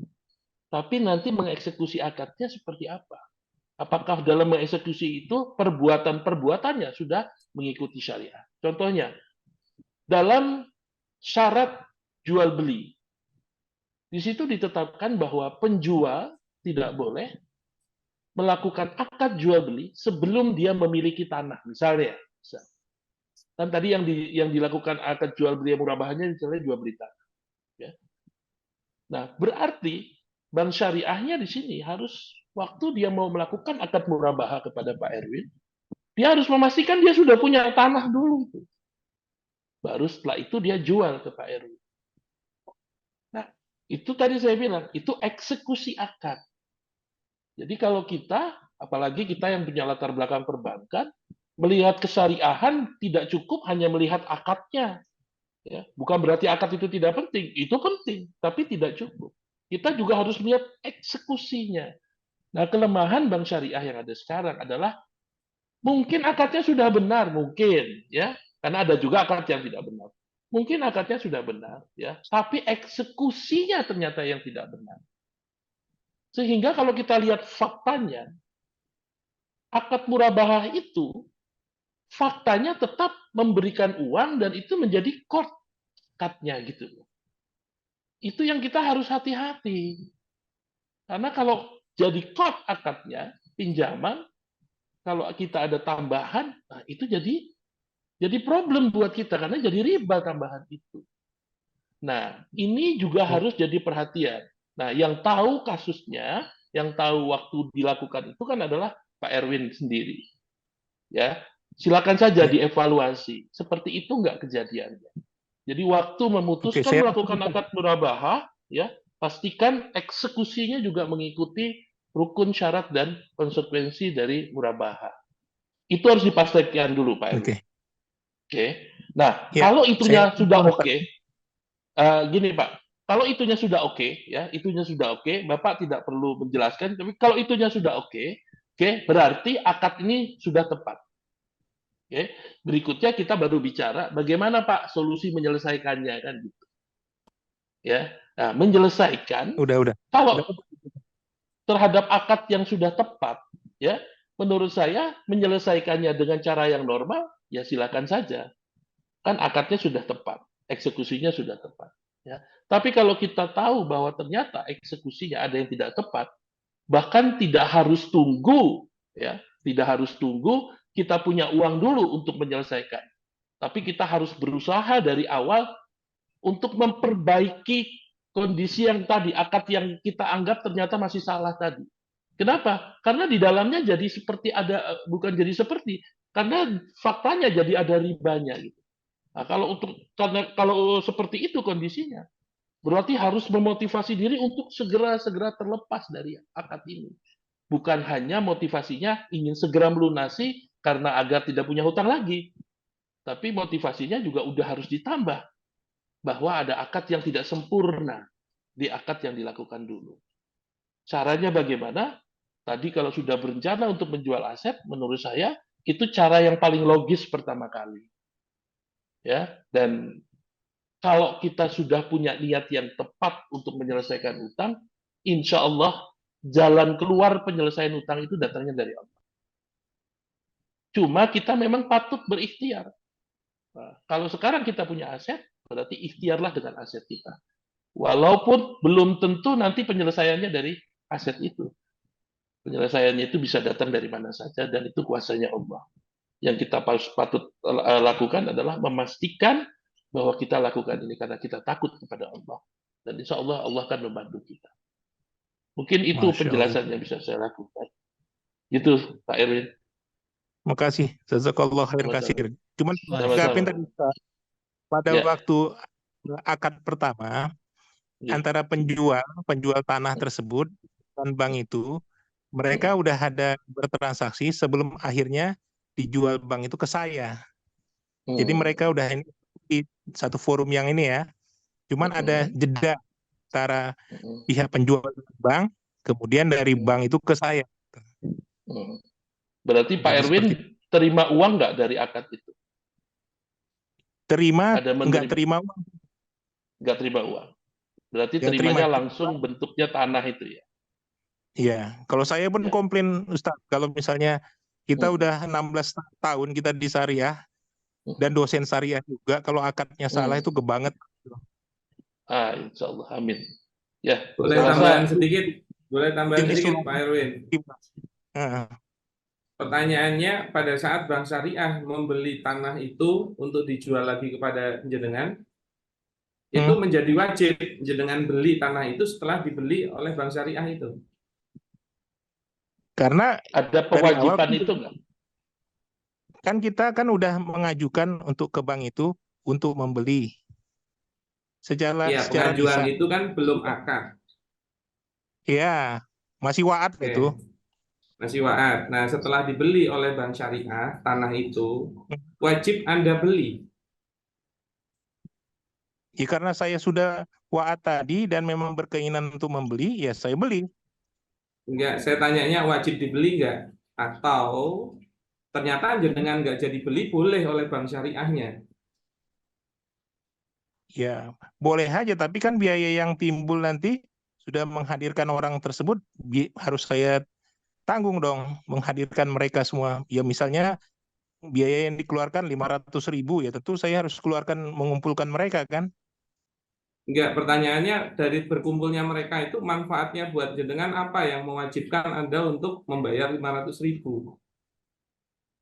Ya tentu kan menghadirkan mereka itu kan pakai biaya dan waktu, Ustaz.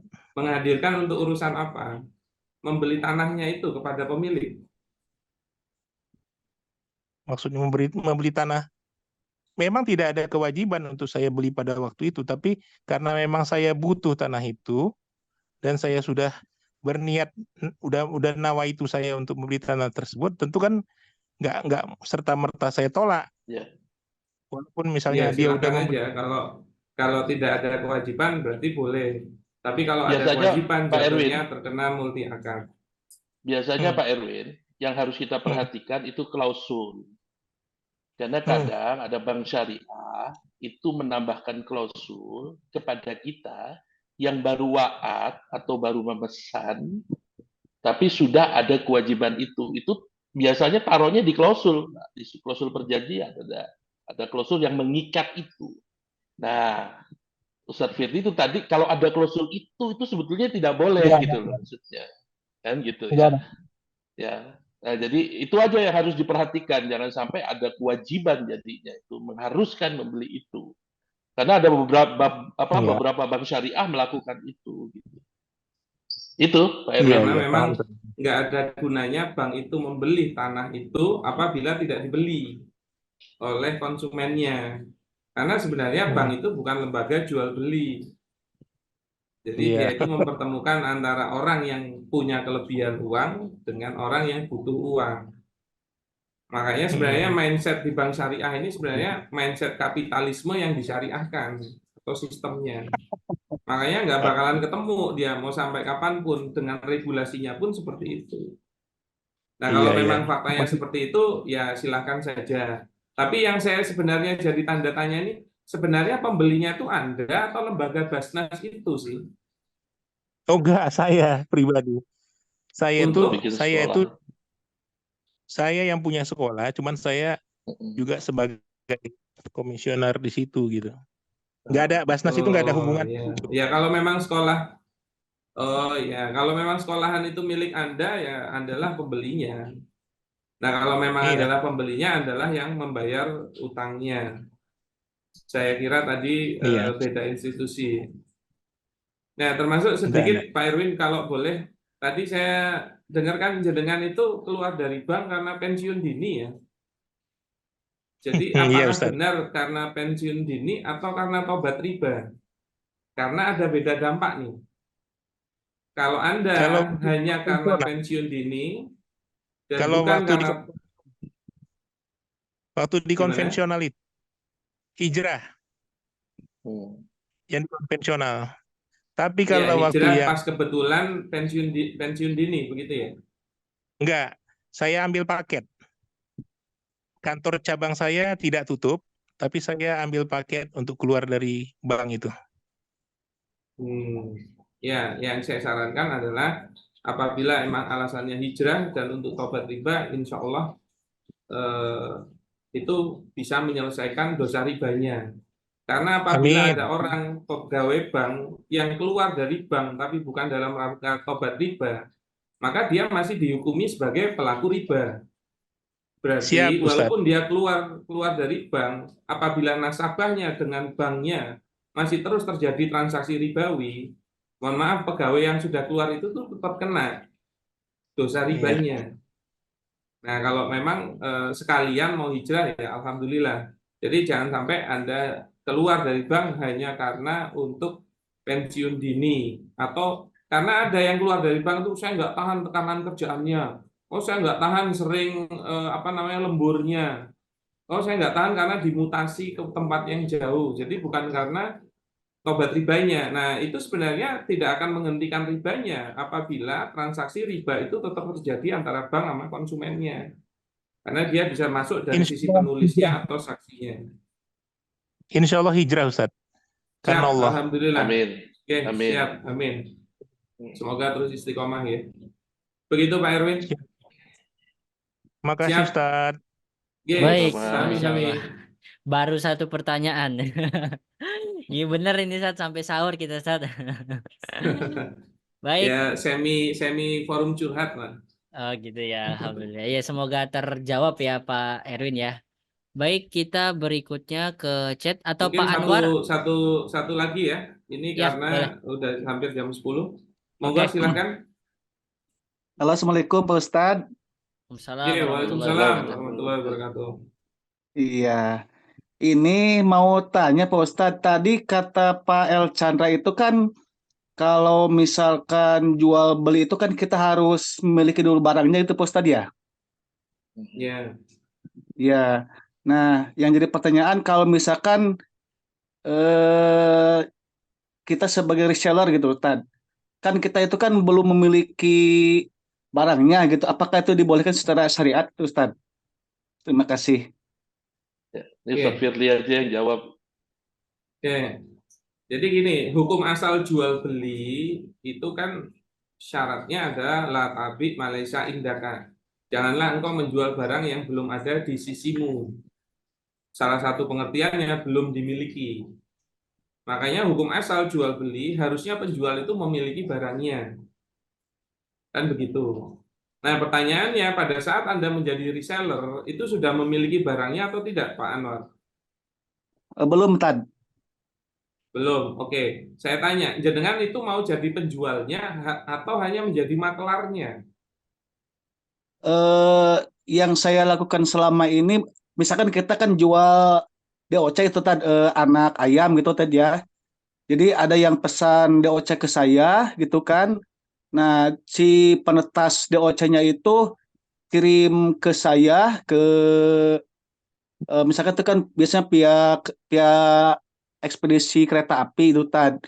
Nah, itu kan saya belum memilikinya, jadi si penetas kirim dulu ke saya, nah terus saya jual ke eh, peternak gitu tadi. Pembelinya, Ya, ya ke peternak. ya. Oke, Nah, berarti kalau nah itu kan saya positioningnya kan kayak ambil gitu, ambil berarti ambil selisih selisih buat harga, buat ya ya buat untung saya gitu memasukkan kan. marginnya, begitu kan? Ya, Ya, berarti apa kalau itu? kayak gitu, itu Anda itu memang menjadi penjualnya.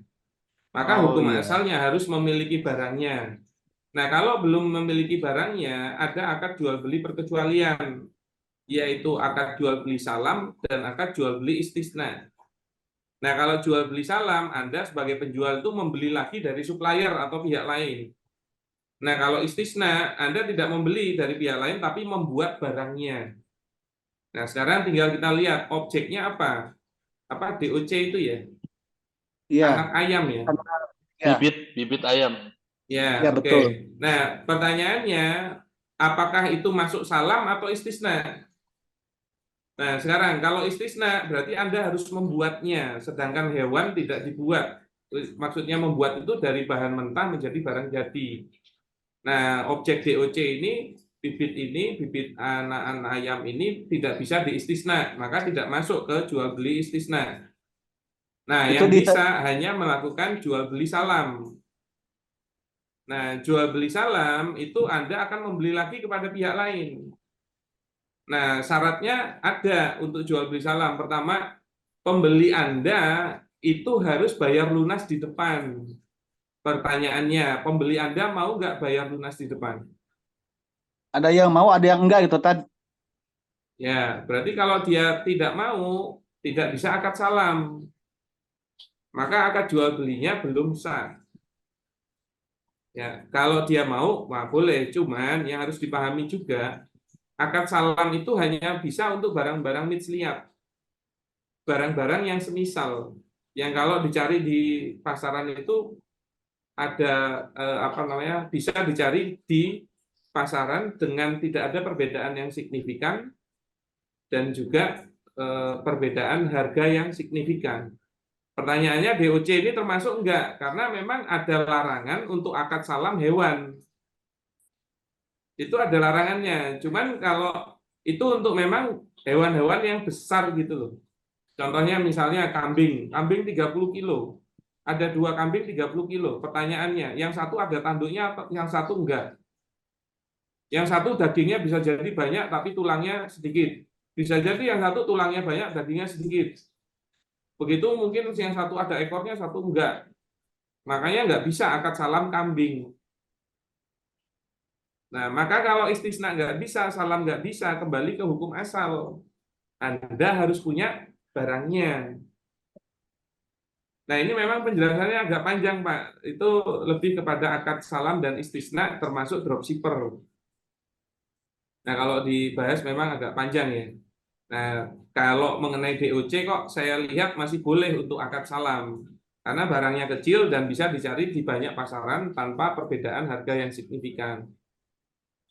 Nah, tapi syaratnya pertama, dia harus bayar lunas di depan. Kalau nggak mau bayar lunas, nggak bisa. Terus kedua, barangnya dari supplier Anda, itu harusnya Anda terima dulu, baru Anda kirim. Larangannya kan la Ya, itu tabiku hatta takok bidoh. Janganlah saya engkau terima menjual dulu Tad. barang yang belum engkau terima. Ya, berarti kalau Anda terima, masih boleh, baru nanti dikirim.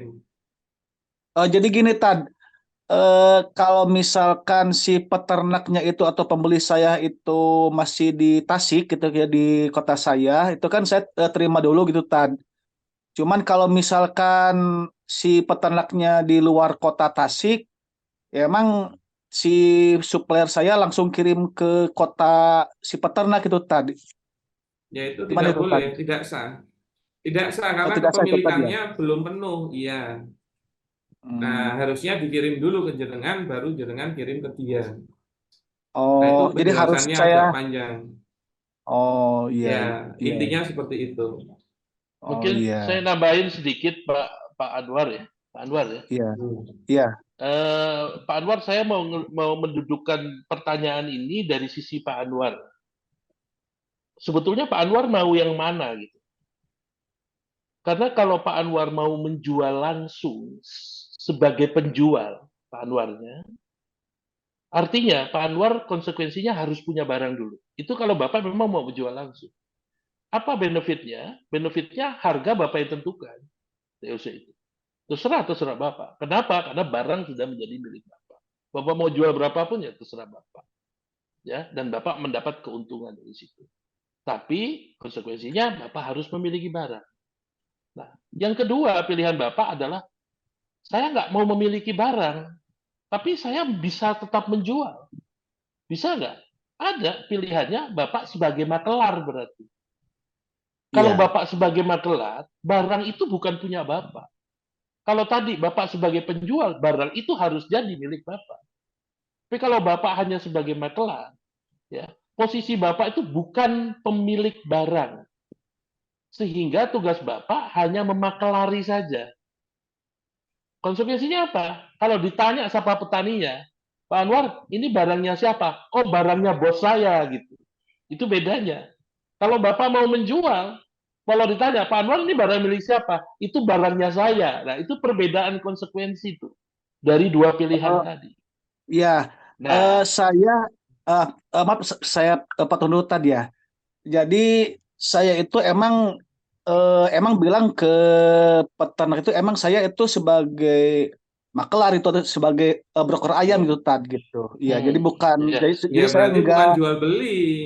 Kalau broker ya ayam berarti bukan jual beli. Pak Anwar menjualkan ayam milik orang lain. Makelar saja. Makelar ya saja. Nah, berapa yang ya Bapak dapat itu tergantung kesepakatan Bapak sama pemilik barang. Komisi. Ada ya komisi di situ. Jadi Bapak tetap bisa dapat keuntungan, tapi tidak bebas menentukannya karena harus sepakat dengan pemilik barang. Nah, kalau ya Bapak sebagai makelar, Bapak juga tidak perlu tuh tadi bahwa kalau ada yang pesen dari Barangnya daerah harus ke lain, Bapak barangnya dulu. harus Bapak terima Bisa dulu. Itu jadi langsung. tidak perlu, tapi bisa langsung. Kalau Bapak hanya jadi broker atau jadi makelar saja. Jadi pilihannya ada di Pak Anwar nih sekarang. Mana yang mau diambil? Ada konsekuensi terhadap dua pilihan. Itu mungkin iya tambahan saya. iya Ya. Nah, makanya akad itu dicari yang tepat, yang sesuai kebutuhan kita. Tapi kalau sudah memilih akad A, implikasinya A, akad B, implikasinya B. Jangan akadnya A, implikasi B, akadnya B, implikasi A, itu tidak sah. Nah, kalau memang yang ditujukan adanya pemasukan profit, sebenarnya tidak wajib harus menjualnya sebagai penjual kan. Bisa sebagai makelarnya. Maka kalau makelar sebenarnya jual belinya itu supplier Anda dengan si pembeli. Berarti kalau dikirim langsung boleh nggak? Boleh. Termasuk kalau mau dititipkan ke jenengan juga boleh. Nah, tapi sekali lagi Anda bukan pemilik barang. Ya kalau dia iya nggak nanya ya nggak usah ngomong. Tapi kalau dia nanya, ini miliknya siapa? Oh, saya dari pabrik ini misalnya. Atau bos saya, atau saya perwakilannya. Itu iya boleh. Tapi nggak boleh mengakui barangnya milik Anda. ya Makanya kalau jadi sebagai penjual ataupun mm, makelar, konsekuensinya itu 180 derajat bedanya. ya Gitu. jadi selama ini emang si peternak nggak nanya, cuman mereka emang udah tahu saya sebagai broker ayam atau maklar ayam itu tadi ya. Ya nggak apa-apa, Gitu. udah. Penting Ya, makelaran. Maka kalau ya, makelaran nggak perlu ke Anda dulu, langsung kirim ke dia, aman. ya. Eh, Begitu, Pak Tad, Nur. ada satu lagi pertanyaan, Tad. Itu kan saya Ya. pernah tanya ke Ustadz waktu kajian di Masjid Agung Tasik itu tadi ya, nanyain tentang Hmm. permakelaran ini gitu tadi ya. Jadi si Ustadznya itu bilang itu kan boleh gitu kan makalah ya emang seperti tadi Pak Chandra bilang, jadi kita jangan mengakui itu barang-barang milik kita gitu tadi ya. Nah, kata si Hmm. Ustadz yang di Masjid Agung itu, jadi kita itu ada dua pilihan itu. Pertama, kita dapat komisi. Yang kedua, misalkan pokoknya dari saya misalkan harganya 10.000 gitu misalkan per unit. Nah, terserah mau jual berapa itu eh terserah Anda gitu. Boleh. Kata Ustadz itu boleh Hmm. eh, ya. Apakah Dan penjelasan selisihnya itulah komisi Anda. eh, apakah itu Ya, dibenarkan secara jadi syariat itu tadi? jadi pemberian komisi di dalam akad samsaroh atau makelar itu fleksibel. sesuai kesepakatan. Tapi hukum asalnya tidak boleh makelar menetapkan harga jual karena bukan pemilik. Oke. Makanya kalau Ya. pemiliknya menetapkan harga jual, maka menjadi wajib harga jual itu Anda sampaikan. Nanti misalnya, oke, jualin ini 100.000, kamu dapat 20.000. Nah, ini harga fix, maka Anda nggak boleh jualnya lebih dari 100.000. Iya. Nah, tapi ada skema yang boleh dipakai. Salah satunya skema yang itu. Oke, ini dari saya barangnya 100.000. Terserah kamu jual berapa, selisihnya lah komisimu. Nah, kalau sudah ambil skema yang itu, menjadi boleh makelar membuat harganya karena sudah diizinkan oleh pemilik. Akhirnya ternyata Anda bisa jual 150, ya komisinya 50.000. Ya. Begitu Pak Jadi Anwar. selama ini yang terjadi itu si penetas atau si produsen DOC-nya itu emang dia menetapkan konsep seperti yang terakhir tadi. Jadi dia pokoknya dari saya harga sekian, terserah saya mau jual berapa itu tadi. Ya, itu boleh. Kalau memang Boleh. disepakati cara pemberian komisinya seperti itu. Berarti kalau sudah memilih yang itu, berarti Anda diizinkan membuat harga jualnya. Iya. Begitu. Dan memang selama ini setiap broker ayam memang seperti itu gitu Tad. Jadi dari si penetasnya harga sekian, terserah saya mau jual berapa meskipun saya belum memiliki si barangnya itu Tad gitu Tad. Ya, kalau Anda makelar itu tidak perlu memiliki barangnya memang, karena Iya, Anda hanya perantara. Begitu kan? iya. Nah, jadi memang tidak perlu konsep memiliki barangnya. Beda kalau Anda mau jadi penjual, Anda harus memiliki barangnya. Nah, kalau sudah memiliki barangnya, bahkan si penetas atau produsen itu tidak boleh mewajibkan harga jual yang dia suruh, juga nggak boleh.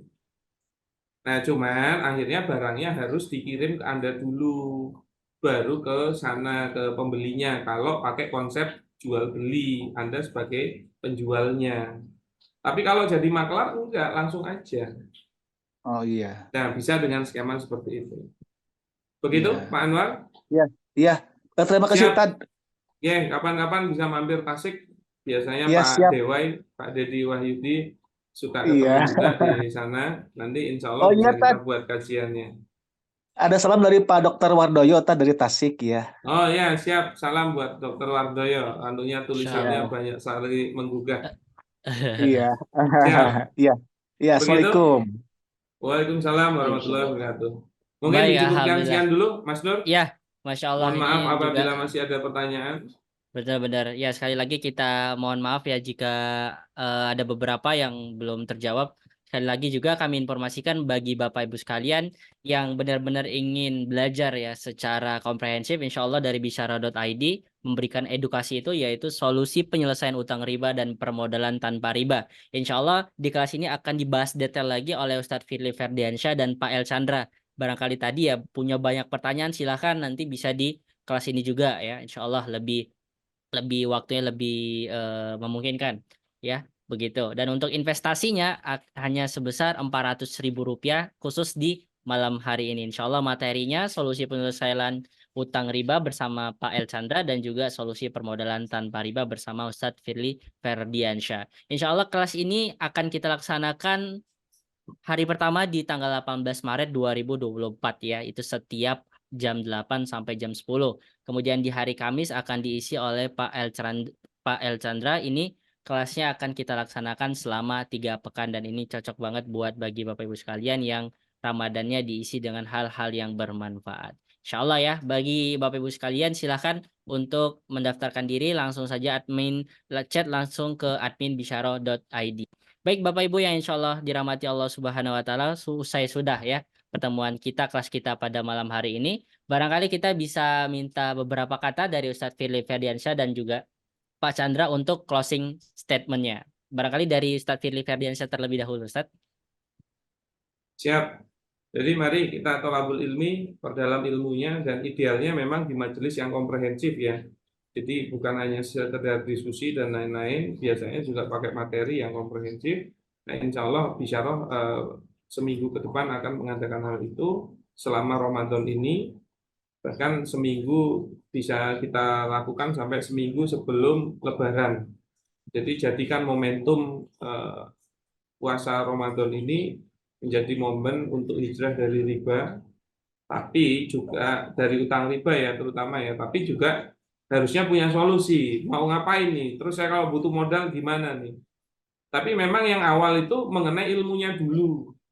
Jadi jangan sampai duitnya datang, Anda salah juga gitu loh. Pakai menggunakan uang ini. Karena kalau sirkahnya salah juga berpotensi riba. Nah, jangan sampai nih udah lepas dari utang ribawi, sirkahnya ribawi juga. Kalau kata guru saya kan seperti lepas dari mulut buaya masuk ke dalam mulut singa. Nah, bedanya apa? Kalau buaya memang kalau makan langsung ditelan. Sep. Nah, kalau singa memang ditetel-tetel dulu baru dimakan. Nah, jangan sampai seperti itu. Nah, ini momen yang penting karena juga banyak keberkahan di bulan ini.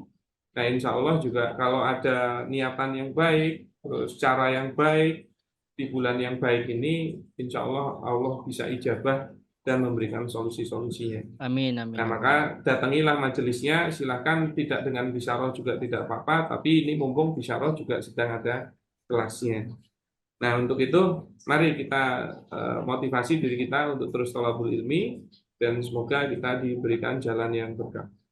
Begitu, Amin, Mas Nur. amin, amin. Ya baik, jazakallah khairan Ustadz Firly yang sudah menyampaikan closing statement dan juga edukasinya pada malam hari ini. Berikutnya ke Pak El Chandra untuk menyampaikan closing statement. Baik, pertama-tama saya mohon maaf kalau ada kalimat saya yang kurang berkenan. Terus yang kedua adalah Bapak-bapak dan Ibu sekalian, kalau meninggalkan larangan, di mana larangan yang dipinta itu adalah sifatnya halal, itu saja kita sanggup. Seharusnya meninggalkan larangan yang sifatnya haram, kita itu lebih mampu. Kalau puasa kita sanggup, meninggalkan riba harusnya kita mampu. Itu dari saya. Assalamualaikum warahmatullahi wabarakatuh. Masya Allah, Waalaikumsalam Waalaikumsalam warahmatullahi warahmatullahi wabarakatuh. wabarakatuh. Padat ya, Masya Allah. Baik, jazakallah khairan Pak Chandra sudah menyampaikan closing statement-nya. Dan kami sekali lagi mengucapkan mohon maaf yang sebesar-besarnya jika ada beberapa pertanyaan yang belum terjawab. Insya Allah di lain waktu kita akan coba menjawab pertanyaan dari Bapak Ibu sekalian. Dan kami dari bisyara.id mohon maaf untuk mengundur diri kelas kita pada malam hari ini. Semoga amalan kita, puasa kita diterima di sisi Allah Subhanahu. Amin ya rabbal alamin. Jazakumullah khairan pada Ustadz Firly Ferdiansyah dan juga Pak El Chandra dan juga Bapak Ibu sekalian, kami akhiri. Assalamualaikum warahmatullahi wabarakatuh. Waalaikumsalam warahmatullahi Terima wabarakatuh. kasih banyak Tunun, Pak Pak Rusli, Rusli, Masih macet Pak kan? Dedi. Pak Amir Hamzah, Pak Anwar, Iya. Tunun.